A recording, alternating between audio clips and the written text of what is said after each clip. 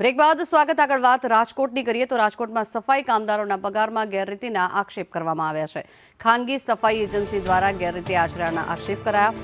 એજન્સીએ પૈસા બેંકમાં જમા કરાવી 50% રકમ પરત લીધી। એજન્સી કોન્ટ્રાક્ટર દ્વારા પગારમાંથી કટકી કર્યાના પણ આક્ષેપ કરાયા છે। ત્યારે એજન્સી કોન્ટ્રાક્ટરની સફાઈ કામદારોને ધાક ધમકી પણ આપવામાં આવી। નાણાં પરત લેતા એજન્સીના કર્મચારીનો વિડીયો પણ વાયરલ થયો છે। વધુ માહિતી મેળવીએ સંવાદદાતા મયુર સોની આપણી સાથે જોડાયા છે। મયુર, જે રીતે આ આક્ષેપ કરવામાં આવ્યા છે, સફાઈ કામદારોને પરેશાન કરવામાં આવે છે, શું વિગત?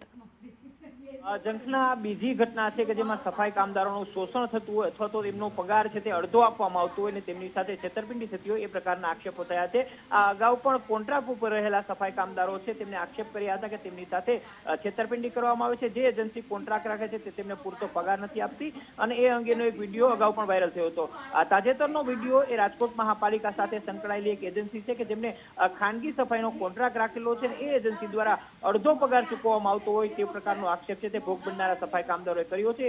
એટલું જ નહીં પરંતુ છેતરપિંડી થયાની વાતનો વિડીયો છે એ પણ ઉતારીને સોશિયલ મીડિયામાં વાયરલ કર્યો છે।